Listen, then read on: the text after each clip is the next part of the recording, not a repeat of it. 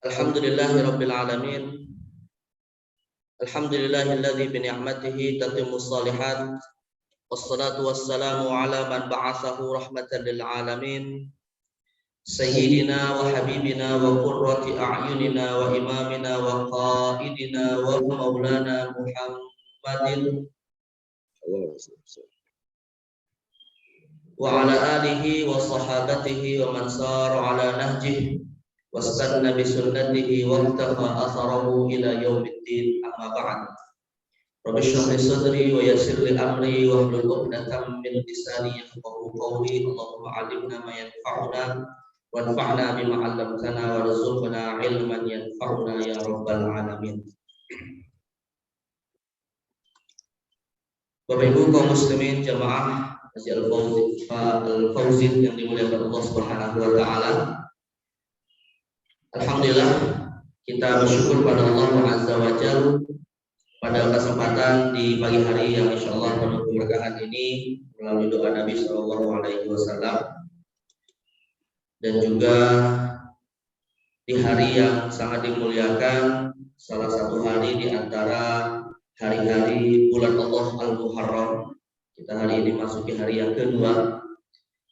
Kita bersyukur pada Allah Subhanahu wa taala diberikan kesempatan dan taufik untuk bisa maksimalkan ibadah kita khususnya pada pagi hari ini, dengan harapan sama-sama kita berharap mudah-mudahan Allah Subhanahu wa taala menerima semua amal ibadah tersebut hingga nantinya di hari akhir kita berharap bisa mendapatkan ridho dari Allah Subhanahu wa taala dan mewarisi surganya insyaallah. Juga salawat dan salam mari kita sampaikan kepada Sayyidil Mursalin Nabi Muhammad sallallahu alaihi wasallam, pada keluarga beliau, pada para sahabat ridwanullah alaihim, dan kepada semua orangnya yang istiqomah menjalani setiap sunnah Nabi Muhammad sallallahu alaihi wasallam. Hadratul muhtaramin, para alim ulama, tokoh masyarakat yang dimuliakan Allah Subhanahu wa taala, dan para jamaah sekalian.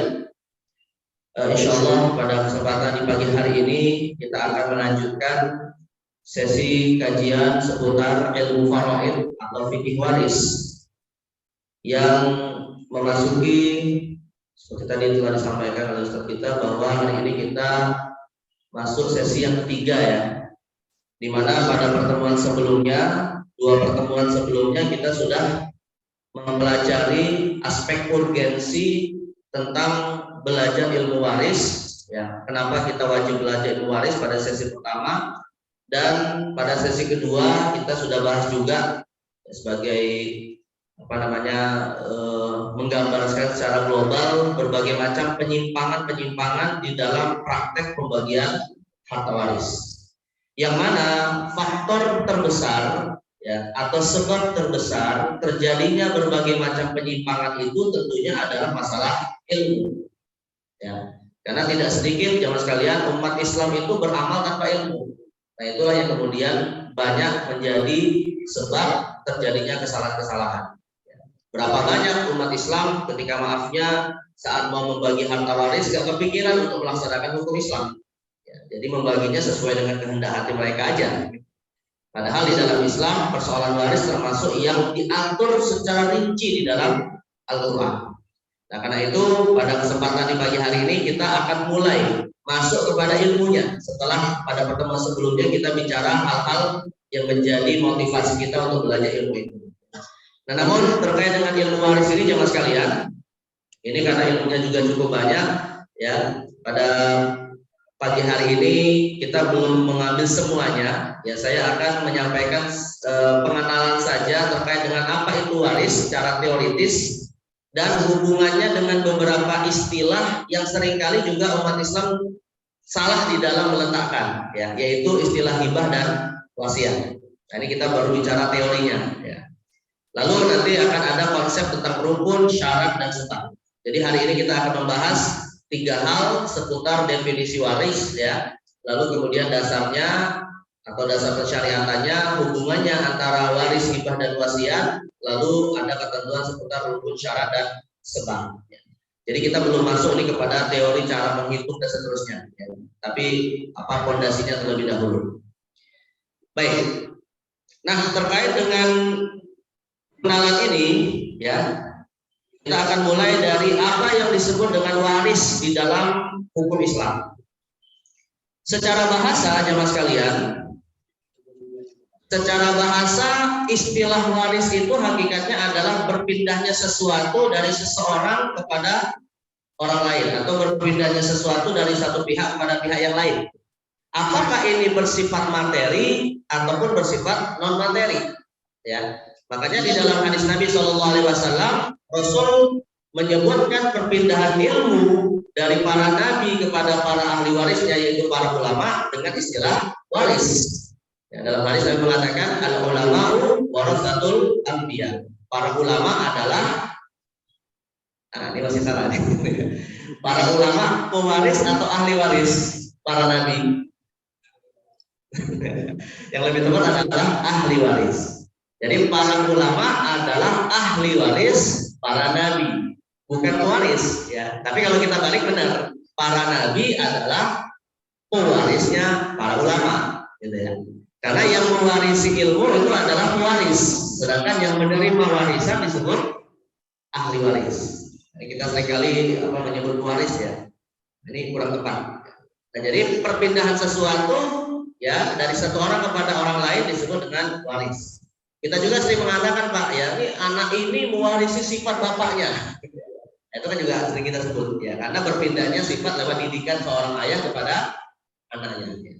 Tapi ini baru mana secara bahasa ya, karena bahasa dalam konteks ini sifatnya umum, bisa bersifat materi ataupun non materi. Tapi kalau waris kemudian didefinisikan di dalam ilmu fikih, maka dia punya definisi yang khusus. Ya, seperti disebutkan dalam kitab Al-Mawsu'atul Fiqhi Al-Kuwaitiyah, definisinya kurang lebih seperti ini. Para ulama mendefinisikan waris itu hakun qabilun litajazzu'i yathbutu li mustahiqihi ba'da mauti man kana lahu dzalika li qarabatin bainahuma aw nahwihi. Ini definisi waris ya. Yaitu hakun qabil, suatu hak berupa harta. Yathbutu litajazzu, hakun qabilun litajazzu, yang bisa dibagi-bagi. Nah, di sini harus kita pahami jemaah sekalian, warisan itu tidak mesti harta yang saat orang meninggal itu ada di tangannya, tapi adalah hak kepemilikan atas suatu harta. Dalam arti kalau ada orang meninggal dia punya piutang, orang lain punya hutang kepadanya gitu ya, maka itu pun termasuk harta warisan yang nanti akan diwariskan kepada ahli warisnya. Tidak mesti harta yang dia pegang. Bahkan termasuk dalam hal ini Pak yang sifatnya non harta. Misalnya kalau di negeri kita sudah mulai ada aturan tentang hak cipta misalnya. Ya, hak cipta atas suatu karya dari orang yang meninggal misalnya. Maka nanti kalau ada royaltinya itu diwariskan kepada ahli warisnya. Ya, jadi intinya perpindahannya itu terkait dengan hak atas kepemilikan harta. Apakah wujud saat meninggal ataupun masih di tangan orang lain, gitu ya. Yang butuh mustahiqihi, yang itu diberikan kepada para penerimanya kapan? Ba'da mauti man kana lahu dzalik, setelah pemilik asalnya meninggal. Nah, maka di sini jemaah sekalian, berulang kali saya sampaikan pada pertemuan sebelumnya, tidak kita bicarakan istilah waris kalau belum ada yang meninggal. Ya, dan jangan sampai seorang anak nuntut warisan bapaknya masih hidup. Karena itu namanya doain bapaknya cepat mati. Pak minta warisan, bapaknya masih hidup, nah, jangan disebut warisan gitu ya. Sebagaimana kita sebagai orang tua jangan juga nyebut, nah bapak mau bagi warisan, padahal bapaknya masih hidup. Nah, lantas apa istilahnya kalau dari orang hidup kepada orang hidup? Lebih tepat adalah hibah. Nah, jadi Pak minta hibah, ya atau bapaknya bilang ke anaknya, bapak mau bagi-bagi hibah, nah kayak gitu, bukan istilah waris ya. Sebab waris baru disebut kalau ada orang yang meninggal. Dan kemudian perpindahan harta tersebut atas dasar waris ya bukan semata-mata berpindah, tapi karena ada hubungan antara pewaris yang meninggal dengan ahli waris. Nah, hubungannya ini kalau para ulama menyebutkan liqarabatin bainahuma aw nahwiha. Apakah karena hubungan kekerabatan ataupun sebab yang lain? Dan nanti akan kita detailkan, Pak. Apa saja sih sebab-sebab seseorang bisa mewarisi harta orang lain? Bukan hanya kerabat saja, nanti ada sebab yang lain. Nah, jadi ini definisi waris ya, harta yang dipindahkan dan bisa dibagi-bagi ketika seorang meninggal karena ada hubungan antara penerima dan pihak yang memiliki sebelumnya. Baik, Ini definisi waris. Nah sekarang ada juga definisi ilmu waris. Nah ini beda lagi jamaah sekalian. Jadi kalau waris itu perpindahan hartanya, nah bagaimana cara kemudian harta ini berpindah kepada ahli waris dan berapa nilainya, maka cara dan nilainya ini dikaji dalam ilmu namanya ilmu waris. Atau kalau dalam istilah lain disebut dengan ilmu faraid. Ya, jadi kalau jamaah misalnya membeli satu buku di pasaran ya, ada ilmu faraid. Nah, maksudnya itu adalah buku tentang ilmu waris. Ya, jadi jangan dipikir ilmu faraid itu nanti ilmu-ilmu apa gitu ya. Jadi ilmu faraid itu istilah lain untuk ilmu waris. Nah, dalam kitab Al-Mawsu'atul Fiqhiyah disebutkan definisinya, ilmun bi usulin min fiqhin wa hisabin tu'arrifu haqqa kullin fit tarikah. Nah, ini definisi ilmu waris. Jadi ilmu tentang dasar-dasar fikih dan perhitungan terkait dengan pihak yang mendapatkan hak waris ya dalam pembagian harta peninggalan. Nah, dari definisi ini jamaah sekalian, kita bisa membedakan atau bisa mengklasifikasikan ilmu waris bicara tentang dua hal. Pertama adalah ilmu tentang dasar-dasar hukum fikihnya, dan yang kedua ilmu tentang metode penghitungannya. Karena dalam ilmu waris itu Pak, kita tidak hanya bicara bagaimana cara harta itu dihitung lalu diserahkan kepada ahli waris, tapi juga bicara tentang hukum-hukum terkait. Misalnya, ketika ada almarhum seorang meninggal, ya, tapi dia punya anak yang murtad dari Islam, nah maka Islam juga mengkaji apakah yang murtad ini termasuk dapat hak waris. Jadi bukan hanya bicara hitungannya, tapi juga bicara hukumnya. Ya. Atau misalnya begini jemaah sekalian, ada orang meninggal tapi dia punya ahli waris ya yang kita tidak tahu rimbanya. Ya, dia punya ahli waris yang hilang atau jadi bang toyib ya. Bertahun-tahun nggak pulang. Nah, itu gimana cara bagi atau kebalikannya gitu ya. Ada orang misalnya hilang, dia punya harta, hilang ya dan bertahun-tahun nggak pulang, tapi dia punya harta. Bisa nggak langsung keluarganya membagi harta waris dari orang yang hilang ini? Makanya dicari hukumnya oleh para ulama. Ya. Atau misalnya juga ada ahli waris, ya. Ahli waris ini ketika lahir, baru lahir beberapa hari misalnya, bapaknya meninggal. Tapi saat dia lahir punya dua kelamin. Pernah nggak Pak melihat ada orang lahir dua kelamin? Ada, pokoknya ada ya, walaupun jarang. Nah ini yang jadi persoalan di dalam hukum waris, yang namanya kelamin itu penting Pak, karena antara laki-laki perempuan hak warisnya beda. Tapi ini ada orang punya dua kelamin, lantas bagaimana cara bagi warisnya? Apakah lewat dua jalur bersamaan atau hanya salah satunya saja? Nah, jadi ini bicara tentang hukum. Ya. Nah nanti setelah hukum ini selesai, baru kita bicara hitungannya seperti apa. Nah hal-hal yang tadi sempat saya singgung, insya Allah nanti akan kita bahas lebih detail. Ada konsepnya. Jadi ilmu waris bicara dua hal. Pertama tentang hukum-hukum fikihnya, di antaranya kasus yang tadi saya sebutkan, dan yang kedua metode penghitungannya. Baik, kemudian yang berikutnya adalah apa dalilnya ya, apa dasar syariat Islam tentang masalah waris ini. Saya pernah sampaikan jemaah sekalian, hukum waris termasuk hukum yang sangat rinci disebutkan di dalam Al-Quran. Bahkan lebih rinci daripada bicara tentang sholat. Ya, yang menunjukkan kepada kita bahwa ilmu waris ini sangat penting untuk diketahui. Nah, kalau kita ingin mengkaji di dalam Al-Quran, saya singkat saja menyebutkan ayatnya. Bisa silakan jamaah sekalian membaca dalam surah An-Nisa ayat 11, ayat 12. Ini ayatnya cukup panjang, hampir lebih dari satu halaman bolak-balik gitu ya. Dan kemudian surah An-Nisa ayat yang terakhir 176. Ya.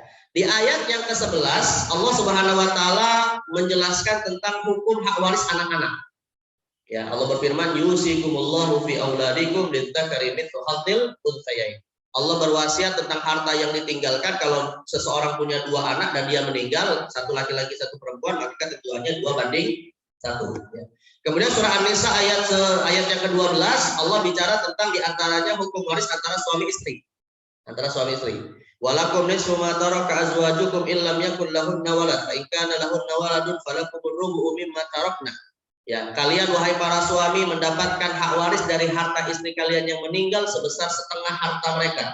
Kalau si istri tidak punya anak, tapi kalau istri kemudian punya anak dan meninggal, maka suami dapat seperempat. Ya, sedangkan kalau istri ketika suaminya meninggal, maka istri mendapatkan Ketika suaminya meninggal dan nggak punya anak, maka istri mendapatkan 1/4. Tapi kalau kemudian suami meninggal punya anak, maka istri dapat 1/8. Nah, itu Allah jelaskan secara detail dalam surah An-Nisa ayat 12. Kemudian di surah An-Nisa ayat 176, Allah menjelaskan tentang hak waris saudara. Hak waris saudara. Ya, yastaftunaka qulillahu yuftikum fil kalalah. Ya, mereka bertanya kepada engkau ya wahai Muhammad tentang kalalah. Kalalah itu adalah seorang yang meninggal, dia punya saudara tapi nggak punya ayah, nggak punya anak. Nah, berapa hak warisnya? Nah, kenapa jemaah sekalian tidak punya ayah, tidak punya anak? Sebab saudara bisa dapat warisan dengan syarat almarhum tidak punya ayah atau almarhum tidak punya anak. Jadi kalau almarhum punya ayah, saudara nggak dapat warisan. Kalau almarhum punya anak, saudara tidak dapat warisan. Maka kalau misalnya ada orang meninggal, dia punya saudara dan sekaligus nggak punya orang tua dan tidak punya anak, nah barulah Allah bicara tentang hak waris dari saudara. Makanya nanti kalau kita bicara tentang ahli waris, Pak, kalau kita bicara tentang ahli waris yang paling kuat di dalam Islam itu cuma 2. Kalau tidak anak laki-laki adalah ayah dari almarhum.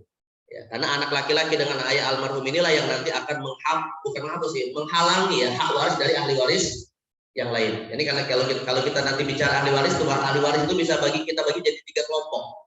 Pertama ada yang ke atas, orang tua, kakek nenek, ya, ada yang ke bawah, anak cucu, ada yang ke samping. Yang ke samping itu saudara, keponakan, paman dan sepupu. Ya, tapi kalau masih ada ayah atau masih ada anak, maka 4 kerabat kita, saudara, keponakan, paman dan sepupu semuanya nggak dapat warisan. Ya, nah ini pentingnya kalau kita punya anak laki-laki. Ya. Makanya saya dulu Pak mungkin saya pernah cerita di sini atau enggak ya, saya lupa. Ada seorang ibu-ibu dalam suatu forum pengajian, pas saya bahas masalah waris ini, ada seorang ibu-ibu ya dengan nada sedih gitu. Karena setelah saya sampaikan bahwa kalau ada orang punya anak perempuan, nggak punya anak laki-laki, saudaranya masih dapat warisan. Ya, kalau punya anak perempuan tapi nggak punya anak laki-laki, saudaranya masih dapat warisan. Nah, dan akhirnya si ibu ini bilang, Ustaz, saya nanti khawatir kalau saya meninggal atau suami saya meninggal, ini sepenuhnya harta waris nggak dimiliki oleh anak saya, karena anak saya 2 orang semuanya perempuan. Ya, jadi anak perempuan itu cuma dapat 2/3, sisanya 1/3 akan menjadi milik saudara almarhum kalau dia meninggal. Ya, yang dalam hal ini adalah posisinya paman atau paman dari si anak gitu ya. Nah ini gimana Ustaz? Saya pengen sih semua harta saya tuh untuk anak saya semua. Ya, jadi karena dia punya anak hanya perempuan saja. Akhirnya saya katakan, Bu, kalau ibu ingin anak perempuan ibu dapat banyak warisan kalau nanti ibu meninggal, ada 2 solusinya. Ya, saya tanya dulu sebelumnya, ibu masih punya suami, masih hidup? Alhamdulillah masih Ustaz. Nah berarti solusi yang pertama Bu, minta sama Allah punya anak laki-laki. Itu solusi pertama. Karena anak laki-laki itulah yang nanti akan menghalangi harta waris diberikan kepada selain keturunan. Ya. Tapi Ustaz, saya sudah tua ini, kayaknya nggak mungkin punya anak lagi. Nah ini gimana ini gitu? Nah kalau misalnya seperti itu ya sudah harus terima dengan apa yang menjadi ketentuan Allah bahwa saudara pasti dapat. Tapi ibu bisa dari sejak masih hidup memberikan sebagian hartanya kepada anak perempuan lewat jalur hibah. Dan nanti ketika ibu itu meninggal ya yang tersisa tinggal sedikit, dan yang sedikit ini ya tidak terlalu berat untuk membaginya antara anak dengan pamannya. Nah makanya hibah itu nanti menjadi solusi ketika kemudian ahli waris hanya perempuan saja. Bisa dibalik gambarannya Pak kasusnya? Nah maka nanti kita akan bahas apa sih perbedaan antara waris dengan hibah. Baik, kemudian jemaah sekalian sebelum kita masuk kepada hal tersebut ya. Di samping Al-Quran, dasar waris juga ditetapkan oleh hadis Nabi SAW dalam hadis riwayat Imam Bukhari. Nah, kalau kita mengkaji Pak, ayat-ayat Al-Quran yang tadi saya sebutkan dalam surah An-Nisa, sebagian besar dari ahli waris itu pihak wanita. Sebagian besar ahli waris yang ditetapkan oleh Al-Quran adalah pihak wanita. Ya. Tetapi Nabi SAW kemudian menegaskan tentang bagaimana pembagian harta waris kalau diberikan kepada pihak laki-laki, yang pihak laki-laki itu rupanya lebih dari 1 pihak, tapi juga urutannya kepada almarhum berbeda-beda. Misalnya Pak, ada orang meninggal, dia punya anak laki-laki, dia punya saudara laki-laki, punya keponakan laki-laki, punya paman laki-laki, punya sepupu. Ya. Nah ini bagaimana? Maka Rasul bersabda dalam hadis, al-hiqul faraid bi ahliha.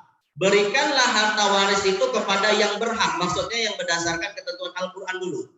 Ya, misalnya istri dapat 1/4 atau 1/8, anak dapat 1/2, atau saudara, bukan saudara, apa namanya, nenek dapat 1/6 misalnya, itu ditentukan dulu, ya.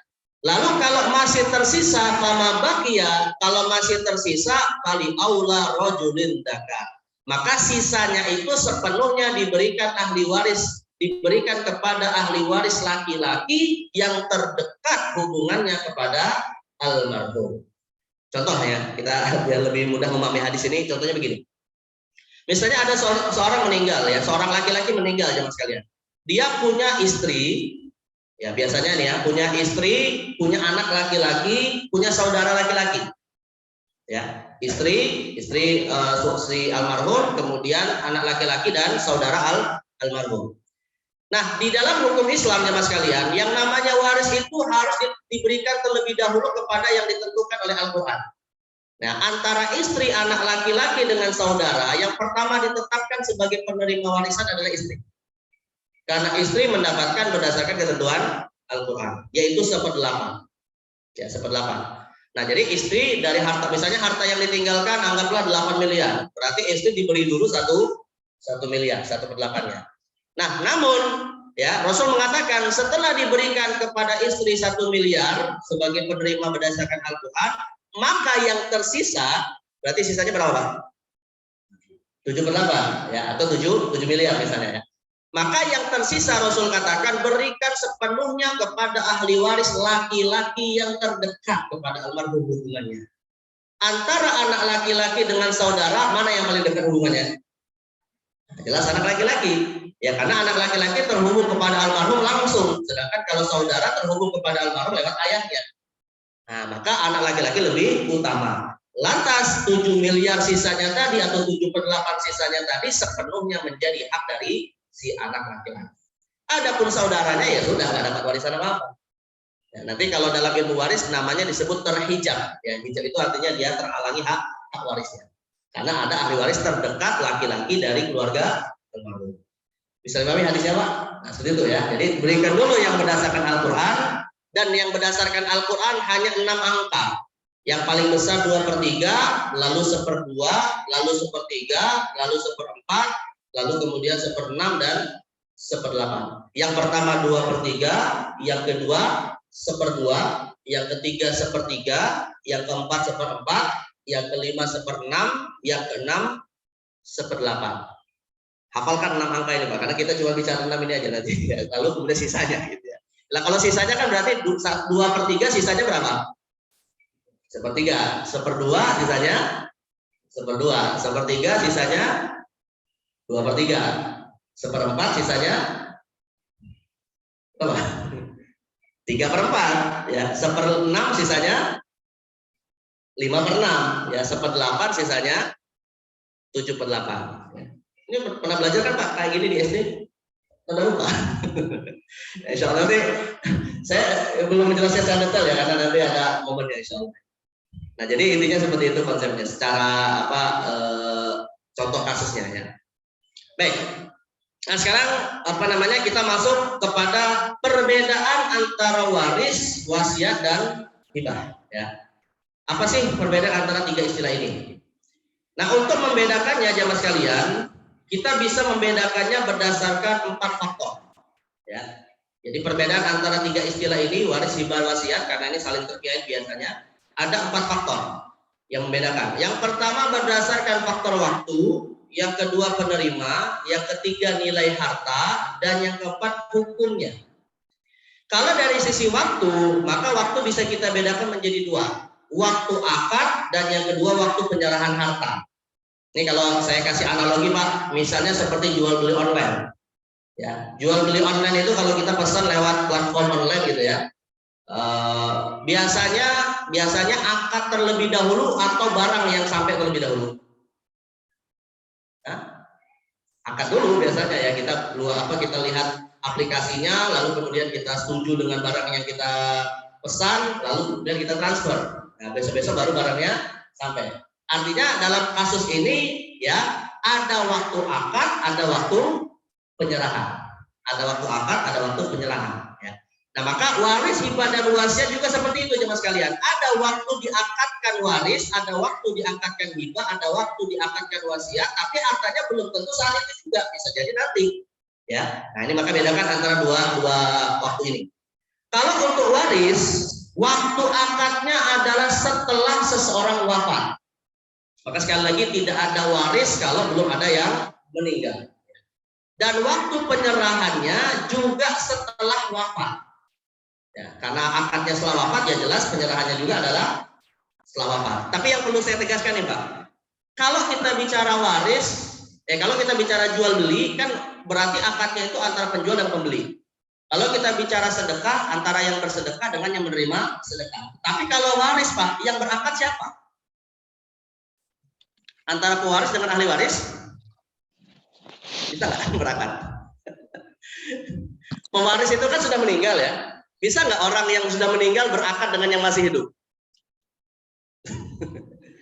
Nah, siapa yang berakad Pak? Kira-kira kalau dalam fikih waris yang berakad kan antara dua pihak ya. Yang berakad itu siapa? Nah, saya tegaskan jemaah sekalian, yang berakad bukan antara pewaris dengan ahli waris. Tapi yang berakad adalah antara yang memiliki hakikat harta tersebut, yaitu Allah Subhanahu wa taala dengan ahli waris. Jadi karena hakikatnya harta yang kita miliki saat kita masih hidup ini Pak, sebenarnya kan titipan Allah. Dan ketika kita meninggal ya berarti kembali lagi kepada Allah. Maka kita menyebut innalillahi wa inna ilaihi raji'un. Nah, ketika kita meninggal dan harta kita kembali menjadi milik Allah, maka disitulah terjadi akad antara Allah dengan ahli waris. Dan ketika terjadi akad antara Allah dengan ahli waris, karena itu harta milik Allah, Allah yang mengatur si fulan dapat berapa, si fulan dapat berapa. Misalkan ya bagaimana konsep waris dalam Islam ya. Jadi maka dalam hukum Islam waris itu yang ngatur bukan ahli waris tapi siapa? Allah Subhanahu wa taala. Nah, kalau setelah mereka bagi waris sesuai dengan hukum Allah selesai dan kemudian baru mau ada akad tambahan ya silakan saja. Misalnya begini contohnya Pak. Di dalam hukum Islam yang menetapkan pembagian harta waris antara anak laki-laki dengan perempuan kan adalah Allah. Allah menetapkan anak laki-laki dan perempuan ketentuannya 2:1 ya. Kalau misalnya almarhum meninggalkan harta nilainya 9 miliar misalnya, maka haruslah ridho ahli warisnya, laki-laki dapat 2/3, anak perempuan dapat 1/3. Berarti kalau 9 miliar, laki-laki dapat 6, perempuan dapat 3. Itu pembagian Allah. Dan Allah maha adil dengan pembagiannya, kita wajib yakin. Ya. Nah setelah mereka berbagi warisan Pak, si laki-laki dapat 6, si perempuan dapat 3. Nah, kalau ingin kemudian menambahkan akad yang baru silakan. Lantas kemudian si anak laki-laki bilang, "Dek, kakak kan dapat 6 miliar. Ya udahlah, adik kakak ingin sedekah atau hibah sebanyak 1,5 miliar kepada adik perempuannya." Maka nanti pembagiannya menjadi 4,5. Nah, kalau seperti ini boleh Pak, apa-apa. Setelah masing-masing tahu berapa hak warisnya. Tapi kalau dari sejak awal, ya si adik perempuannya nuntut, enggak, pokoknya kita bagi sama rata. Ini nggak boleh. Ya, karena itu akan satu bertentangan dengan ketentuan Allah dan yang kedua berpotensi akan terjadi konflik antara. Sebab si kakak kebetulan belajar waris, rupanya hak warisnya lebih banyak daripada adiknya yang perempuan. Nah, ini maka akan berpotensi jadi konflik. Tapi kalau seandainya mereka tahu hak warisnya dulu dan setelah itu kemudian mau direvisi dengan pembagian hibah, silakan saja. Bisa paham ya maksudnya Pak ya? Nah jadi yang berakad dalam hukum waris bukan ahli waris antara sesama mereka, tapi antara Allah dengan ahli waris. Maka Allah lah yang mengaturnya. Dan penyerahan harta waris pun dilakukan setelah wafat. Nanti kalau ada yang bertanya nih di antara jamaah misalnya, kapan Ustaz kira-kira harta waris itu semestinya dibagikan? Ya, bisa nggak misalnya bapaknya meninggal hari ini di waktu pagi, sorenya ada bagi warisan? Mungkin nggak Pak? Sebenarnya bisa aja ya, nggak usah nunggu sore ya. Bapaknya pagi meninggal, 1 jam berikutnya mau bagi waris juga silakan aja. Tapi ya tetap melihat etika yang ada gitu ya. Tapi kalau ditanya jemaah sekalian, sebenarnya nggak ada batasan waktu kapan harta itu harus dibagikan. Namun kaidahnya secepatnya lebih baik. Secepatnya lebih baik. Karena kita nggak tahu Pak, mungkin di antara ahli waris ada yang membutuhkan. Kalau ditunda-tunda malah bisa mendolimi hak dari ahli waris yang butuh. Jadi jawabannya secepatnya, tapi juga tetap dengan melihat situasi. Ya. Semua ahli warisnya lagi sedih bicara warisan. Nah, ini kan malah tambah masalah gitu ya. Baik, ini untuk waris ya. Nah sebaliknya kalau hibah, maka hibah itu akadnya sebelum wafatnya si pemilik harta dan juga diserahkannya juga sebelum wafat. Ini namanya hibah. Jadi kalau ada tadi misalnya seorang ayah bagi-bagi harta kepada anak-anaknya, si ayah masih hidup, anaknya masih hidup, namanya waris atau hibah jemaah sekalian? Hibah, ya, karena si pemberi dan si penerima masih hidup, ya. Namanya disebut dengan hibah. Dan sebaiknya jemaah sekalian, yang namanya hibah itu jangan hanya sekedar memberi, apalagi kalau nilainya besar. Langsung juga ditetapkan legal formalnya hitam di atas putih, biar tidak menjadi masalah di kemudian hari. Ya. Nah ini juga menjadi catatan agar karena hibah ini Pak biasanya juga menjadi salah satu sebab konflik antara ahli waris. Ya ketika nanti mau bagi waris di antara anak-anaknya ada yang mengklaim, "Buku bapak pas masih hidup masih hibah sama saya." Anak yang lain nggak mau mengakui, gitu ya. Udah jadilah kemudian kacau gitu ya. Jadi kalau misalnya dia mengklaim dapat hibah, mana buktinya? Ya mana suratnya? Itu harus jelas. Sama seperti misalnya nih ibu-ibu, ya ibu-ibu kalau misalnya suaminya beli mobil. Ya, lalu kemudian suaminya bilang, "Yang ini kunci mobil pakai." Nah, ibu-ibu yang cerdas langsung tanya, "Bu, Mas, ini kunci mobil maksudnya apa? Ini maksudnya pinjaman apa hibah?" Ini maksudnya pinjaman atau hibah. Jadi istrinya pakai mobil itu dalam rangka sebagai apa? Sebagai peminjam atau sebagai penerima hibah? Gitu ya. Karena kalau seandainya setelah mobil itu diserahkan suaminya meninggal, akadnya tergantung akad yang diberikan oleh sang suami tadi. Kalau suaminya bilang, "Enggak, itu pokoknya kamu pakai, silakan, tapi itu pinjaman tetap milik saya." Berarti kalau bapaknya meninggal atau suaminya meninggal, harta waris bukan? Harta waris. Tapi kalau si istri, si bapak bilang atau si suami bilang, "Enggak, itu untuk kamu, ya hibah untuk kamu, hadiah," gitu kan. Ya udah, si istri yang cerdas bilang, "Mana surat BPKB-nya atas nama saya?" Gitu. Biar nanti ketika suaminya meninggal, nggak dipersoalkan lagi itu kepemilikan mobil oleh ahli waris yang lain. Bisa Bapak Ibu? Ini kalau ibu-ibu dapat gitu ya. Dan para bapak juga harus hati-hati. Makanya kalau mau ngasih sesuatu mikir-mikir dulu.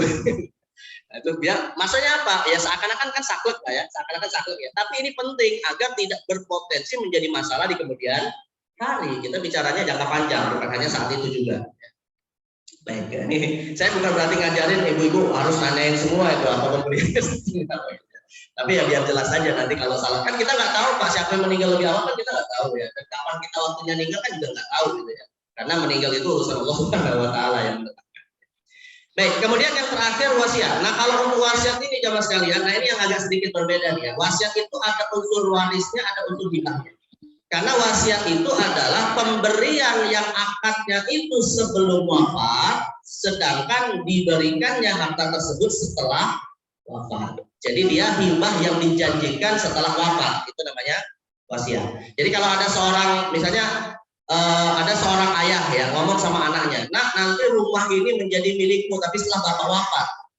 Nah, berarti ini waris, hibah atau wasiat? Ya, diberikan setelah wafat, jatuhnya wasiat.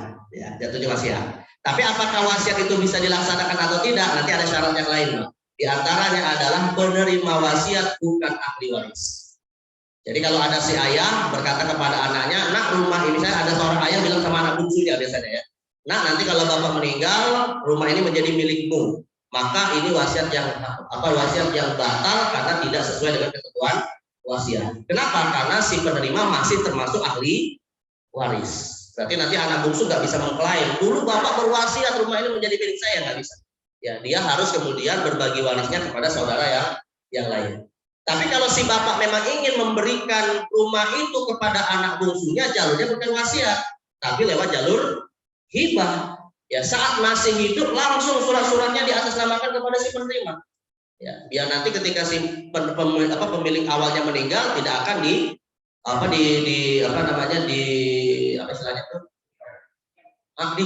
digugat oleh ahli waris yang lain. Nah, itu. Jadi kalau wasiat maka tidak sah kalau untuk ahli waris.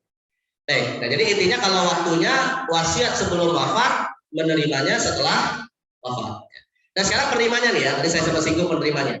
Penerimanya siapa? Kalau untuk untuk waris, maka penerimanya hanyalah ahli waris. Ya nanti kita akan bisa bedakan Pak, ahli waris itu ada beberapa sebab dengan siapa saja mereka secara singkat nanti saya sebutkan. Intinya ahli waris yang ditentukan oleh syariat. Yang kedua, untuk hibah, penerimanya boleh siapa saja. Ahli waris boleh menerima, selain ahli waris boleh menerima. untuk hibah. Tapi dengan catatan ya mas kalian, dengan catatan kalau yang menerimanya adalah calon ahli waris, artinya keturunan kita, anak kita misalnya, maka yang namanya hibah, maaf, ini catatannya dinilai harta. Kita lanjut aja dulu. Catatannya dinilai harta nanti. Jadi sekali lagi kalau untuk hibah maka boleh siapa saja ya. Tapi kalau untuk wasiat kebalikan dari kebalikan dari waris penerimanya selain ahli waris. Ya, jadi anak kandung tidak boleh menerima wasiat. Siapa Pak? Misalnya orang dekat kita yang biasanya bisa dapat wasiat umumnya. Anak angkat misalnya, anak angkat, anak tiri, ya, anak angkat, anak tiri, atau misalnya ipar, mertua, menantu. Nah itu bukan ahli waris. Maka kalau punya hubungan yang dekat, ingin kita berikan dia harta saat kita meninggal, hanya bisa lewat jalur wasiat kalau kita janjikan setelah meninggal. Atau kalau masih hidup ya lewat hibah, gitu ya. Karena bisa saja selain ahli waris. Nah tapi yang catatan yang tadi sempat saya potong Pak ya, adalah nilai hartanya nih, nilai hartanya. Kalau untuk waris, maka nilai hartanya sesuai dengan ketentuan hukum waris yang nanti akan kita pelajari. Ya, ada yang dapat 1/2, ada yang dapat 1/3, ada yang dapat 1/4, ada yang dapat sisanya misalnya 3/4 atau 1/8. Nah, nanti akan kita kaji. Ya. Tapi kalau untuk hibah, nah catatan saya di sini Pak, hibah ini ya. Hibah itu pada dasarnya nilai hartanya bebas. Ya, tidak ada ketentuan khusus. Tapi jemaah sekalian, hibah kadang-kadang bisa dihukumi seperti wasiat yang mana tidak boleh diberikan lebih dari 1/3. Kapan? Misalnya begini jemaah sekalian. Kalau hibah itu diberikan kepada anak keturunan kita langsung, laki-laki dan perempuan, maka nilainya nggak dibatasi. Misalnya Pak, saya punya anak laki-laki perempuan, saya ingin menghibahkan harta saya kepada anak laki-laki dan perempuan saya. 100% harta saya hibahkan, boleh silakan. Mau anak laki-laki perempuan dibagi sama rata, boleh silakan. Mau yang perempuan lebih banyak daripada laki-laki, boleh silakan. Yang penting ada asas proporsinya, ya, atau ada asas maslahat yang dilihat dari kondisi anaknya masing-masing. Tapi kalau harta hibah ini tadi mau diberikan kepada selain anak ya, misalnya kepada saudara atau kepada teman dekat atau misalnya wakaf masjid misalnya, karena termasuk bagian dari sedekah atau hibah juga, maka dia hukumnya seperti wasiat, tidak boleh lebih dari 1/3.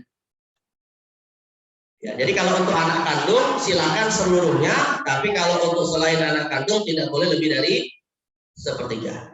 Dasarnya apa? Dasarnya hadis riwayat Imam Bukhari dan Muslim, di mana Nabi SAW pernah ditanya oleh seorang sahabat namanya Sa'ad bin Abi Waqqas. Jadi Sa'ad bin Abi Waqqas ini Pak, ini saya nggak tunjukkan hadisnya ya. Disebutkan dalam Sahih Bukhari dan Muslim, Sa'ad bin Abi Waqqas bertanya kepada Nabi SAW, ya Rasulullah, innali ibnah. Ya Rasulullah, aku hanya punya anak keturunan 1 orang wanita saja. Yang nanti kalau seandainya aku meninggal, dia pasti akan ditanggung nafkahnya oleh suaminya. Maka harta yang aku miliki sekarang, bolehkah aku sedekahkan 100% semuanya? Jadi dia mau sedekah seluruh hartanya Pak, untuk jihad fisabilillah atau untuk fisabilillah. Apa kata Nabi SAW? Enggak boleh. Ya, kalau begitu ya Rasulullah, sulusan 2/3-nya boleh nggak? Enggak boleh. Kalau begitu ya setengahnya boleh tidak? Enggak boleh.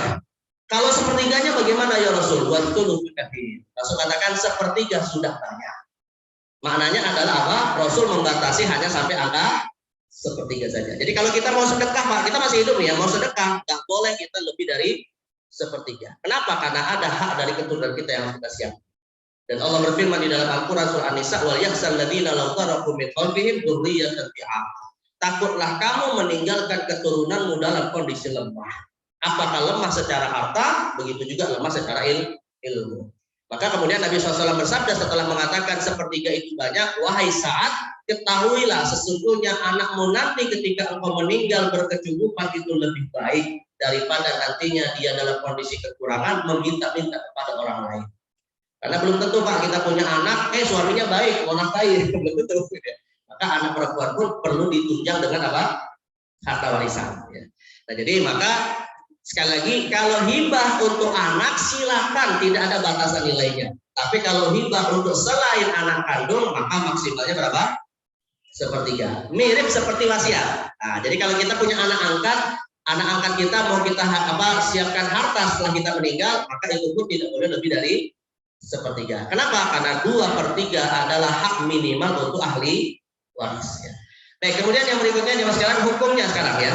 Nah, kalau hukumnya ini ada dua Pak. Ada hukum memberi dalam akad berakad, dan yang kedua hukum menjalankan apa yang diakadkan. Kalau untuk waris jelas, hukum memberinya adalah wajib dan menyerahkan hartanya atau mengimplementasikan penyerahan hartanya adalah wajib. Ya. Tapi yang berbeda di sini adalah hibah dan wasiat, jemaah sekalian. Hukum memberi hibah atau wasiat itu adalah sunnah.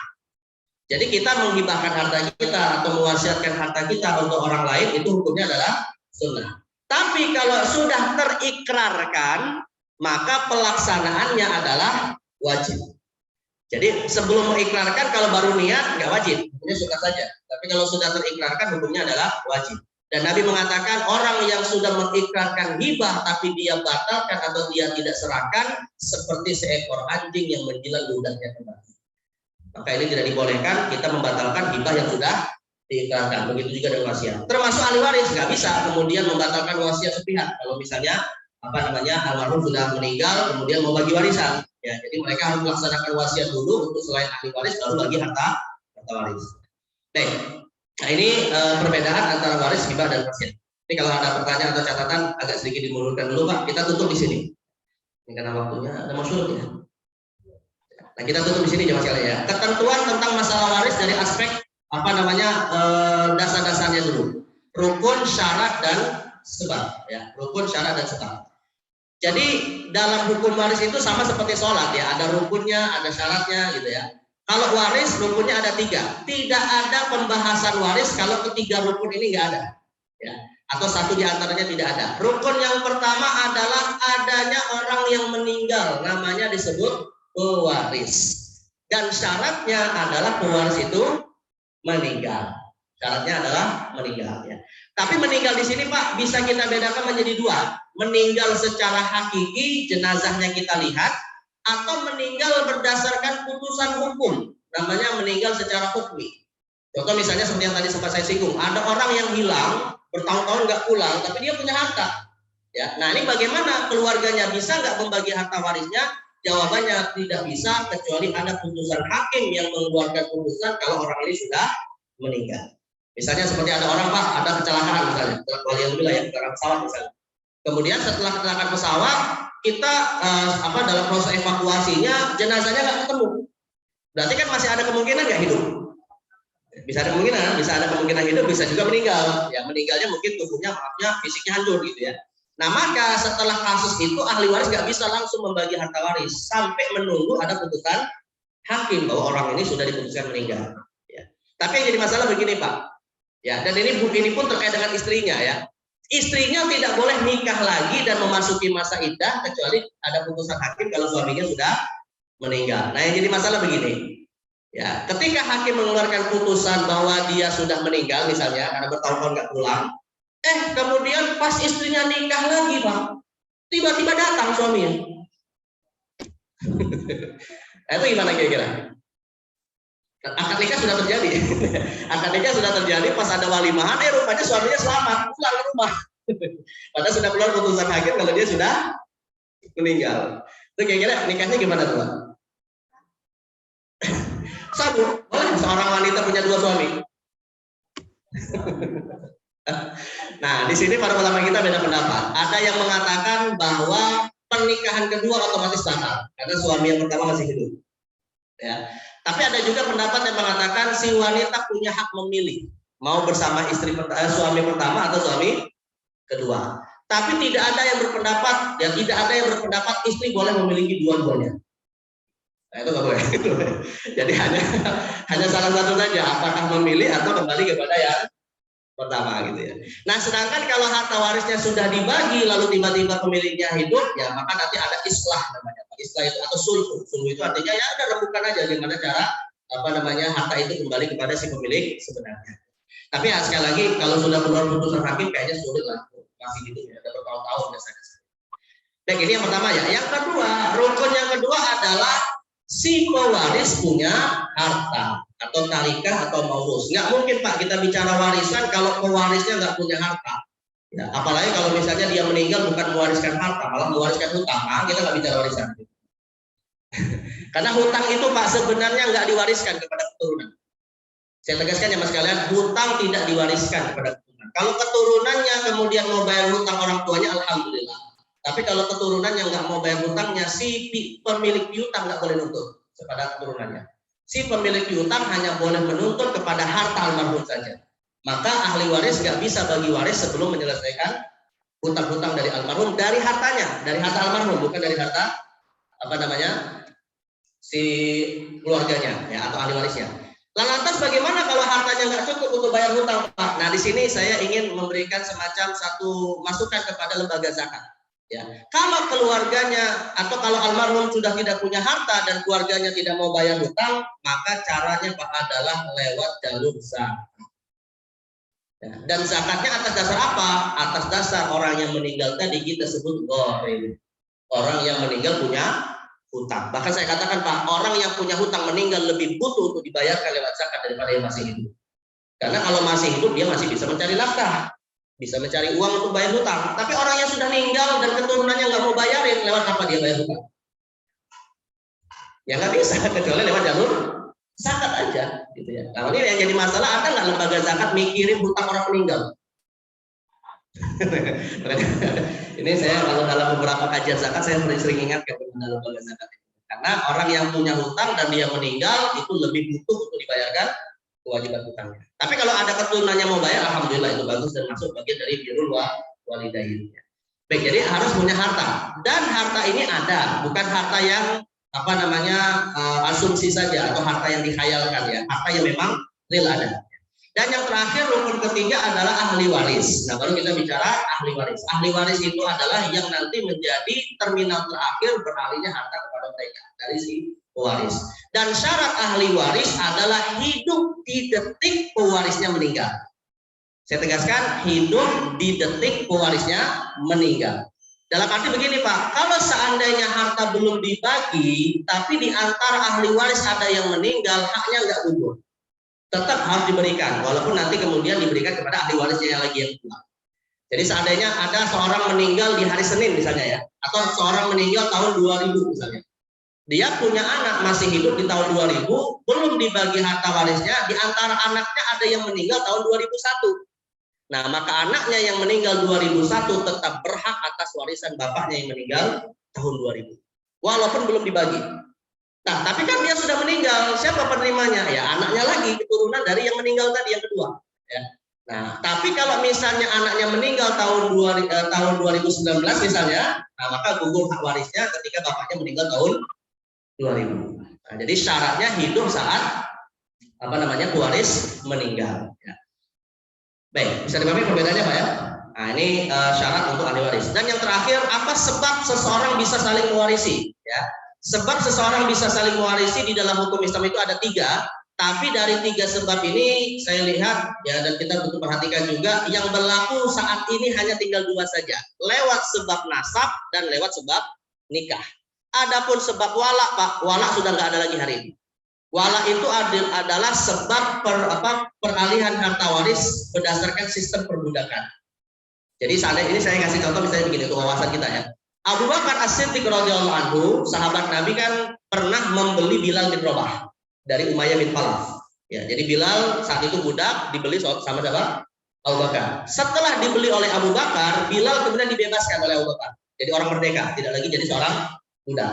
Nah, dalam hukum Islam Pak, kalau seandainya Bilal ini meninggal, ini contoh aja kasusnya ya. Kalau Bilal ini meninggal, dia tidak punya keturunan berdasarkan nasab dan pernikahan, maka harta si Bilal ini menjadi milik mantan tuannya Abu Bakar.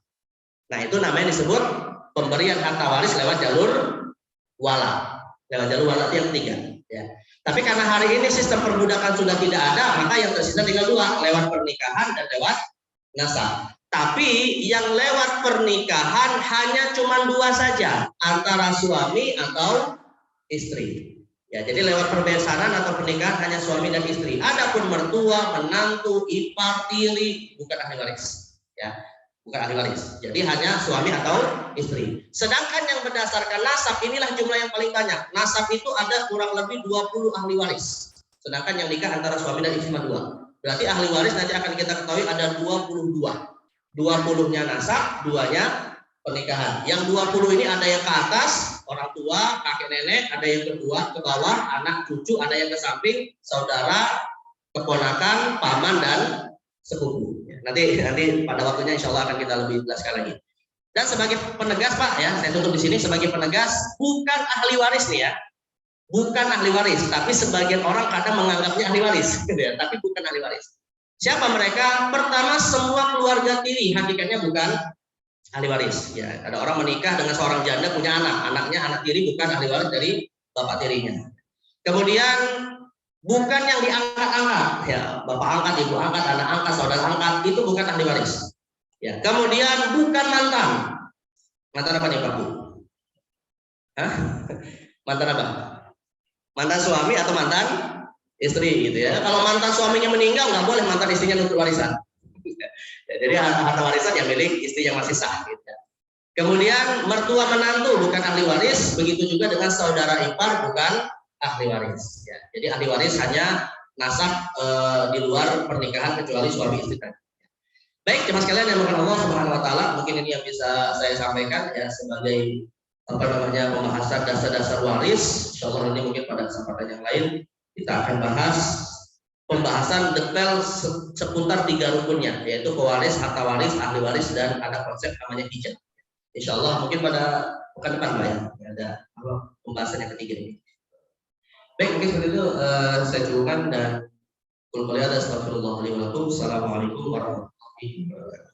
Waalaikumsalam warahmatullahi wabarakatuh. Baik Bapak dan Ibu sekalian, kurang lebih 50 menit kita mendengarkan pemaparan tentang pengertian waris, pewaris, hibah, wasiat, dan yang lain-lain. Ustadz, yang meninggal itu disebut pewaris. Nah, jadi kalau bahasa Arab itu muwaris, apa ya? Waris ya. Yang memberikan warisan biar gampang ya.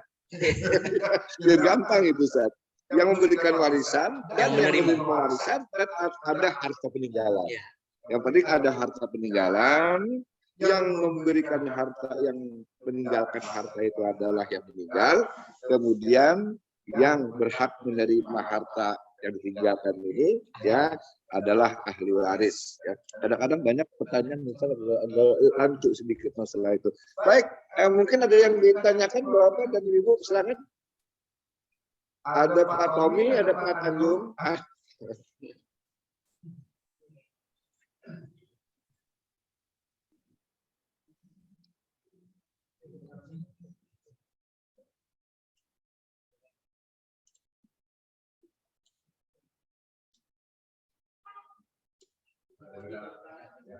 Tadi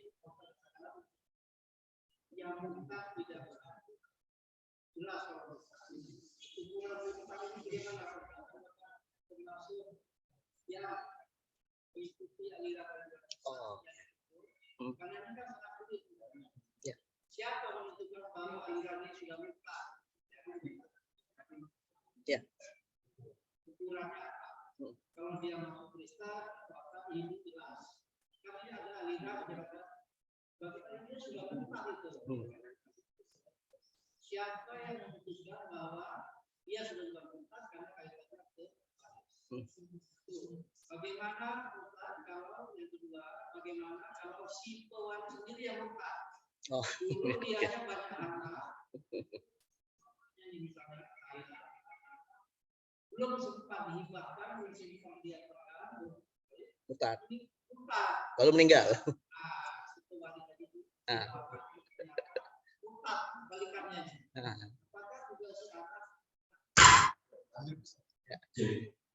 Baik. Langsung pertanyaan berikutnya atau langsung ya? Langsung. Ditampung dulu itu. Tampung aja biar ada waktu. Assalamualaikum. Waalaikumsalam. Banyak kompilasi Islam. Jadi yang saya hukum itu juga mengatur waris, tapi memang ada satu perbedaan yang saya tahu ya Pak Ustaz, mengenai harga huruf ini Pak Ustaz. Ya. Kalau hukum kompilasi Islam itu 1/8 + 1, +1 untuk istri gitu ya. kalau di syariahnya kan nggak ada. Nah, bagaimana kita menyikapinya, karena hukum kompilasi Islam itu digunakan di departemen di pengadilan agama gitu loh. Dan itu banyak menjadi rujukan untuk kaum muslimin Indonesia dalam pembagian waris yang tidak dalam jalan musyawarah. Ya. Itu bagaimana kita sebagai muslim yang menggunakan syariah menyikapi hal. Baik, terima kasih untuk pertanyaannya. Pertama dari yang pertama tadi Pak Tanjung, ya. Terkait dengan status murtad, ya, yang itu otomatis bisa menghalangi ahli waris untuk menerima hak waris dari pewarisnya. Nah, tapi hari ini kan juga ada yang namanya aliran sesat, lalu kemudian Majelis Ulama Indonesia membuat 10 kriteria terkait dengan aliran sesat gitu ya. Itu apakah aliran sesat termasuk bagian dari yang murtad? Nah, murtad itu Pak di dalam hukum Islam bukanlah perkara sepele, bukan perkara mudah. Ya, seseorang itu disebut murtad hanya bisa lewat satu jalur, yaitu vonis mahkamah syariah. Kalau di kita vonis pengadilan agama lah, istilahnya begitu. Jadi pengadilan agama mengeluarkan vonis, ada surat resmi kalau seseorang itu dikategorikan murtad. Karena konsekuensi dari murtad dalam Islam itu banyak dan itu sangat besar.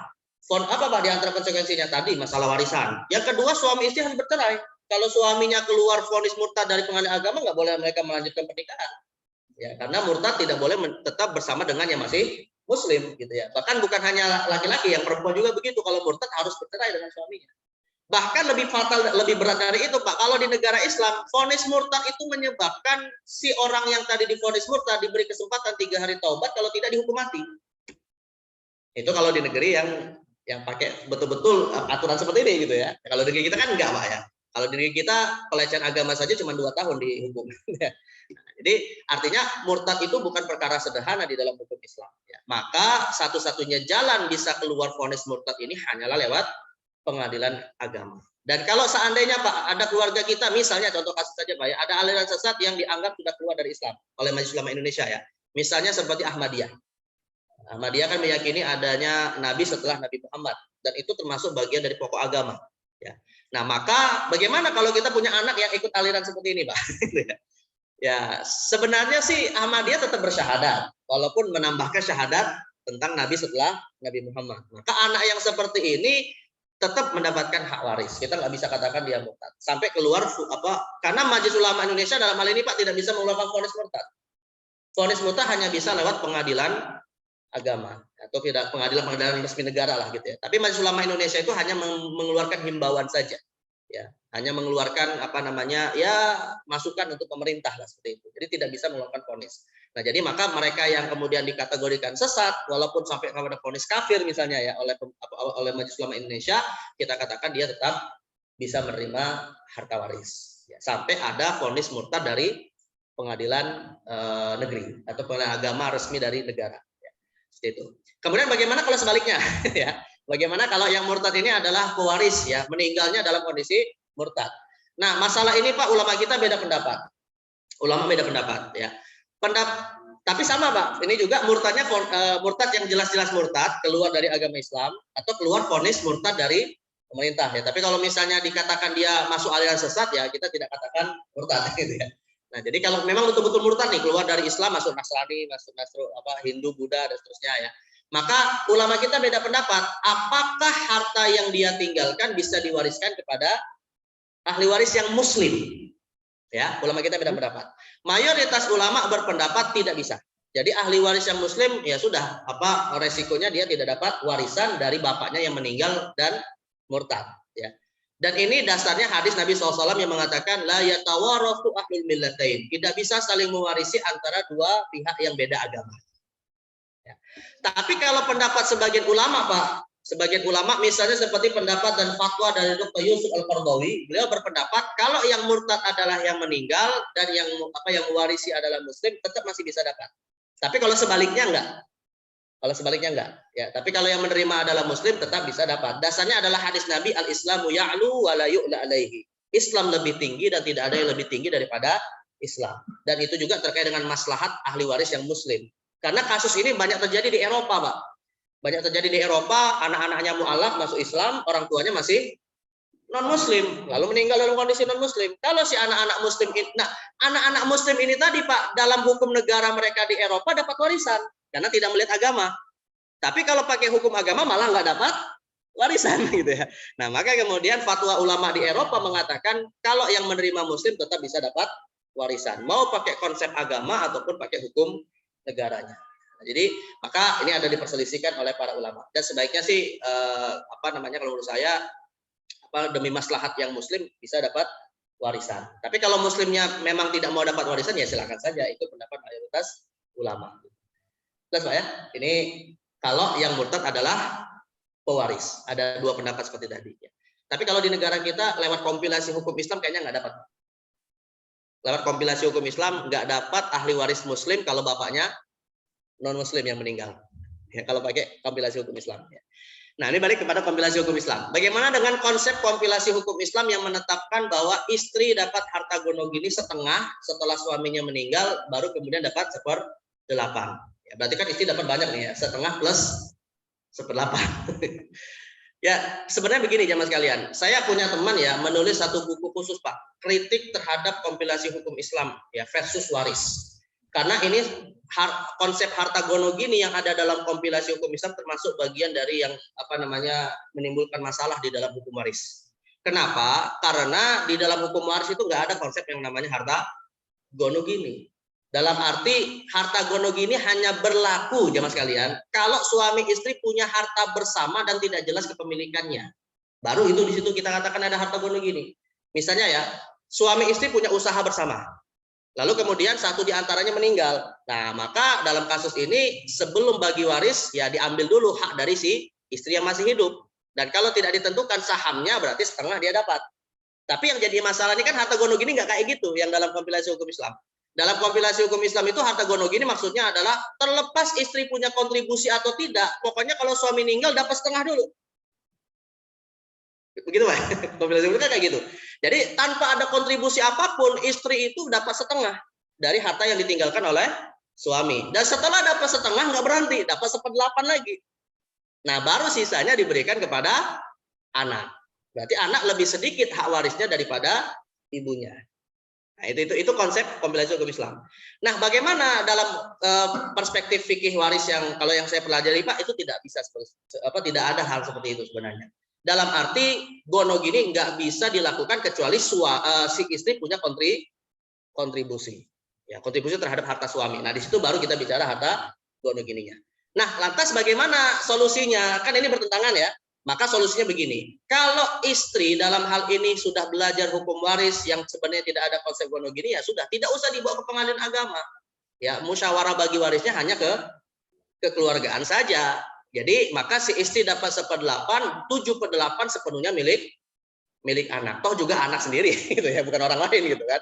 Nah, maka itu kalau kemudian tidak dibawa ke pengadilan agama. Tapi Pak, kalau seandainya dipersoalkan dan akhirnya dibawa ke pengadilan agama, maka anak harus rela ibunya dapat setengah plus 1/8. Karena putusan pengadilan itu tidak bisa diganggu gugat kalau sudah keluar. Dan hakim pasti menggunakan kompilasi hukum Islam. Tapi kan itu bertentangan. Lantas bisa nggak ada potensi dosa? Nah, masalah dosa itu dibebankan kepada hakimnya. Pada hakimnya yang mengeluarkan hukum kok. Masalah keluarga yang menjalankan hukum itu nggak berdosa, kecuali kalau mereka tahu hukumnya tapi tetap pakai. Mirip seperti ini Pak. Ya, di negeri kita ini hukum waris itu dilaksanakan dalam 3 sistem. Pertama sistem pengadilan negeri lewat UU perkawinan, yang kedua sistem Islam lewat pengadilan agama lewat kompilasi hukum Islam KHI, dan yang ketiga sistem adat. Ada sistem negara, sistem agama, sistem adat. Nah, saya bandingkan antara dua Pak, antara sistem negara dengan sistem agama. Kalau dalam sistem agama Pak, orang tua ahli waris.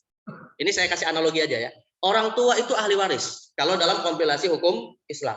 Tapi kalau dalam hukum negara kita Pak, kalau ada orang meninggal dia punya istri dan punya anak, orang tua nggak dapat warisan. Maka yang jadi masalah kalau istri dan anaknya ini nggak paham agama Pak, bawa ke pengadilan negeri, orang tua dari almarhum nggak dapat apa-apa. Karena dia pakai hukum warisan Belanda. Ya, kalau orang tua almarhum menuntut, kalah di pengadilan. Walaupun pakai kompilasi hukum Islam. Jadi akhirnya kompilasi hukum Islam itu di negeri kita, Pak, dia level 2 di atas undang-undang perkawinan. Jadi kalau dibenturkan, maka yang menang adalah pengadilan negeri. Makanya saya sering katakan, Pak, kalau bicara warisan sebaiknya tidak usah lewat pengadilan, tapi lewat jalur kekeluargaan saja. Ya, karena biasanya kalau lewat pengadilan itu kan tadi karena sebab ada konflik gitu ya. Dan konflik itu, Pak, biasanya kalau menang jadi arang, kalau kalah jadi abu. Nggak ada yang manfaat kalau dia konflik. Karena yang dikorbankan adalah silaturahim. Yang dikorbankan adalah silaturahim. Ya, maka kalau yang namanya waris, dan disinilah kita belajar waris di masyarakat itu, Pak, biar tidak sampai ke pengadilan gitu ya, biar di ranah keluarga saja. Dan kalau keluarga sudah adem dengan pembagian ini, alhamdulillah, nggak perlu dilegalkan lewat pengadilan agama. Karena waris nggak mesti nggak mesti dilegalkan ya, karena dia termasuk bagian hukum privat. Tidak seperti pernikahan yang harus dilegalkan, ada surat menyuratnya. Tapi kalau untuk warisan tidak mesti seperti itu. Begitu Pak ya. Nah, ini ada ya, ini nanti yang kalau di antara bapak-bapak ada anggota DPR kalau ingin revisi kompilasi hukum Islam silakan Pak. Klausul tentang gonogini, termasuk klausul tentang beberapa masalah Pak di dalam kompilasi hukum Islam itu ada yang bermasalah. Nanti mungkin beberapa kajian bisa kita singgung hal-hal tersebut. Ya, wallahu a'lam. Baik, terima kasih Ustaz, terima kasih bapak-bapak, ibu-ibu, maupun yang di rumah masing-masing. Dan tentunya ini kalau kita kuliah bisa berapa semester ya. Itu kan paling tidak harus kita mendapatkan sebagian daripada hukum-hukum waris tersebut. Insya Allah nanti bulan depan Ustaz ya, yang keempat barangkali ya. Yang tiga. Insya Allah bulan depan kita juga akan dihadiri oleh beliau. Untuk hari ini kita cukupkan sampai di sini dulu. Mudah-mudahan apa yang kita dapatkan memberikan pencerahan bagi kita. Dan alhamdulillah dalam hukum Islam bahwa orang tua ayah itu luar biasa saja. Tidak pernah mahjub yang bisa disampaikan. Yang namanya kita punya bapak, anaknya meninggal, bapaknya pasti mendapat progres, harus kita bisa sepenuhnya, bisa sisa. Bisa sisa, ya baik. Dan anak tentunya ya, anak laki-laki. Ini tadi yang saya dapat simak.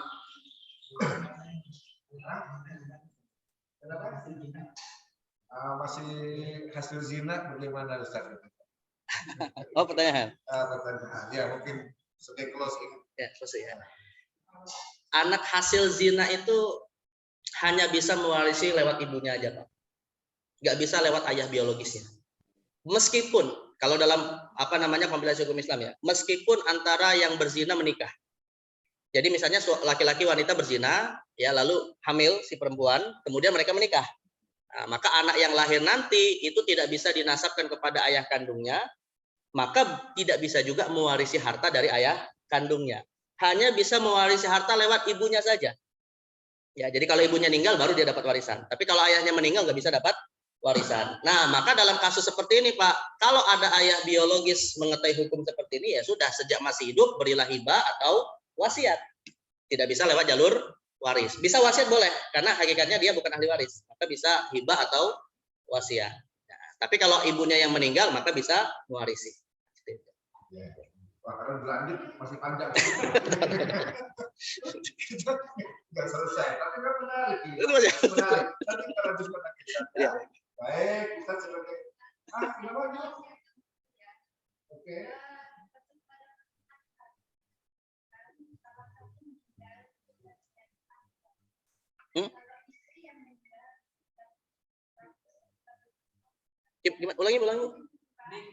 Ulangi Bu, nggak jelas yang pertama.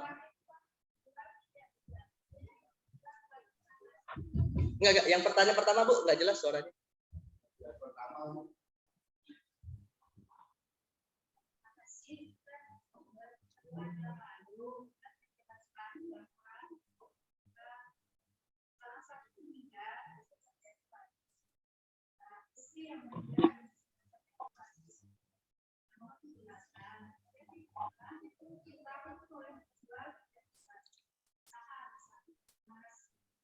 Saya pertanyaan pertamanya masih belum jelas. Jadi ada yang meninggal. Ada meninggal. Ada yang meninggal, entah suami, istri, orang tua. Terus begitu dia meninggal, sudah terjadi waris. Nah, Sudah. Sesaat setelah meninggal, apakah sudah boleh berbagi waris? Begitu. Oh, gitu. Ya. Jadi setelah meninggal apakah langsung bisa bagi waris gitu, Bu? Mau dari suami atau istri gitu ya? Yang tadi sempat saya singgung ya, bahwa sebenarnya yang namanya pembagian harta waris itu tidak ada batasan waktu. Namun kaidahnya adalah secepatnya lebih baik. Makanya tadi saya katakan, Bu, seandainya misalnya jam 6 ini meninggal, setengah 7 mau bagi warisnya silakan. Kalau itu tidak tidak menimbulkan masalah di masyarakat di keluarganya gitu ya. Nah, jadi hakikatnya kaidahnya intinya secepatnya.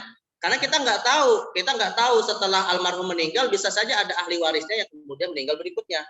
Bapaknya meninggal hari Senin karena kesedihannya mendalam, anaknya meninggal hari Selasa, mungkin nggak? Mungkin aja kan. Nah, kalau misalnya dia nggak dapat warisan, nah berarti kan dia terhalangi hak waris dia. Walaupun dia tidak gugur hak warisnya karena nanti akan diberikan kepada ahli waris dari yang meninggal hari Selasa tadi. Mungkin begitu ya pertanyaan pertama ya. Nah, yang kedua penerima hibah. Hibah boleh dijual. Nah, oleh siapa? Oleh si penerima hibah. Ya, itu dulu yang dijelas gitu ya. Masalah nanti dijual untuk apa itu urusan lain. Tapi oleh siapa dulu? Gitu ya. Karena begini Bu, kalau kita bicara hibah itu ada dua pihak. Ada pemberi hibah, ada penerima hibah. Kalau yang menjual hibah itu pemberinya, gitu ya tentu nggak bisa. Karena kewajibannya adalah menyerahkan hibah itu kepada si penerima. Nah, kalau hibah itu sudah diterima oleh si penerimanya, mau dia apakan urusan itu hak dia. Ya, jadi contoh misalnya begini, ada seorang ayah menghibahkan rumah kepada anak kandungnya. Bukan wasiat, bukan waris ya, tapi hibah ya, karena masih hidup antara dua orang ini. Dia hibahkan rumah. Nah, lalu kemudian si anak boleh nggak menjual rumah hibah tersebut dari ayahnya? Boleh, nggak apa-apa, Bu. Nggak masalah. Tapi, atau menjual lagi kepada ayahnya, silakan juga Bapak. Balik lagi sama ayahnya gitu. Tapi kan dia dapat uang hasil jual. Gitu. Boleh saja, Bu. Tapi mungkin yang menjadi masalah Ibu itu mungkin begini, Bu. Tapi kan ini hibah dari Bapak, ada kenangan, ada sejarah gitu. Itu mungkin masalah gitu ya. Jadi kesannya kok tega anak menjual rumah dari bapaknya yang menghibahkan gitu ya. Nah, kalau kita bicara tega dan tidak tega, Bu, ini wilayah etika saja. Bukan wilayah hukum. Ya, artinya kalau dari aspek hukum, hakikatnya anak boleh menghibahkan apa yang boleh menjual apa yang dihibahkan oleh orang tuanya. Tapi kalau misalnya ingin menjaga hati si orang tua, ya kan rasanya tega sih anak jual rumah yang dihibahkan gitu kan. Ya, maka ini bicara tentang masalah etika saja. Tapi begini Bu, kalau seandainya nih, boleh nggak ya, si bapak mensyaratkan, ini rumah saya hibahkan, tapi dengan syarat nggak boleh kamu jual. Nah, berarti ada syarat ya. Nah, kalau seandainya ada syarat, sebenarnya ini ulama kita beda pendapat. Pertama, ada ulama yang mengatakan syaratnya tidak sah. Kenapa? Karena hibah nggak boleh bersyarat. Ya, kalau misalnya hibah bersyarat, berarti bukan hibah namanya. Itu satu gitu ya. Tapi ada juga Pak, di antara ulama ada yang mengatakan syaratnya sah boleh dilakukan. Ya, kenapa? Karena syarat itu bisa saja ada maslahat yang lebih besar yang ingin diminta oleh si pemberi hibah. Nah, maka bagi pendapat yang kedua ya syarat itu harus dijalankan. Maka si penerima hibah hanya boleh memanfaatkan, bukan memperjualbelikan. Tapi ya tadi kalau misalnya datangnya dari orang tua, sebaiknya sih ya nggak usah dijual lah, karena ini menjaga perasaan dari orang tuanya. Kecuali kalau nanti orang tuanya sudah meninggal, mau dijual, silakan aja. Karena udah nggak ada kaitan lagi dengan itu. Mungkin begitu Bu ya. Baik, saya rasa cukup jelas apa yang tadi disampaikannya. Namun yang paling sangat inti sekali Ustaz, bahwa apa yang kita miliki itu hanya sesaat. Ya. Dan semua yang ada sama kita itu hanya titipan dari Allah Subhanahu wa Ta'ala. Buktinya mana? Buktinya yang tadi kita punya orang tua dan punya harta sekarang dimiliki oleh anak. Anak pun akhirnya menjual lagi dan seterusnya berpindah-pindah tangan. Tidak ada yang abadi sama kita. Sepanjang kita masih hidup. Dan itu juga ada. Begitulah seterusnya sepanjang dunia masih hidup. Baik, Ustaz, sebagai penutup, silakan Tutup dengan apa? Doa. Baik, untuk menyempurnakan kajian kita pada pagi hari ini, kita tutup dengan doa dan sebelumnya beristighfar terlebih dahulu 3 kali. Astagfirullahaladzim, astagfirullahaladzim, astagfirullahaladzim. A'udzubillahi samil alim minasyaitonir rajim. Bismillahirrahmanirrahim. Allahumma shalli wa sallim wa barik ala sayyidina Muhammadin sayyidil mursalin wa ala alihi wa sahbihi ajma'in. Hamdan na'imin hamdan syakir hamdan yuwafi ni'amahu wa yukafi'u mazidah ya rabbana lakal hamdu kama yanbaghi li jalali wajhikal karim wa 'azimi sultanik. Allahumma a'inna ala dzikrika wa syukrika wa husni ibadatik. Allahumma 'allimna ma yanfa'una wanfa'na bima 'allamtana warzuqna ilman yanfa'una ya rabbal alamin. Allahumma inna nas'aluka ilman nafi'a wa qalban khashi'a wa amalan mutaqabbala. Allahumma inna nas'aluka khaira ma fi hadhihi sanah wa na'udzubika min syarri ma fi hadhihi sanah. Rabbana zalamna anfusana wa illam taghfir lana wa tarhamna lanakunanna minal khasirin. Rabbana atina fid dunya hasanah wa fil akhirati hasanah wa qina adzabannar. Sallallahu alaihi sayyidina Muhammadin nabiyil ummi wa ala alihi wa sahbihi wa baraka wa sallam. Walhamdulillahi rabbil alamin. Assalamualaikum warahmatullahi wabarakatuh.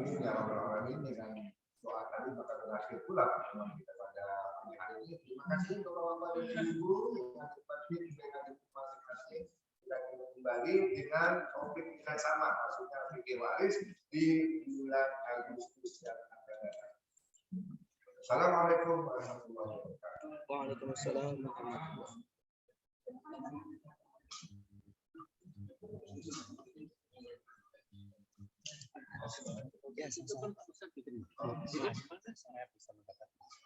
Bisa saya langsung bisa nggak bawa mungkin pekan depan hari Ahad juga ya?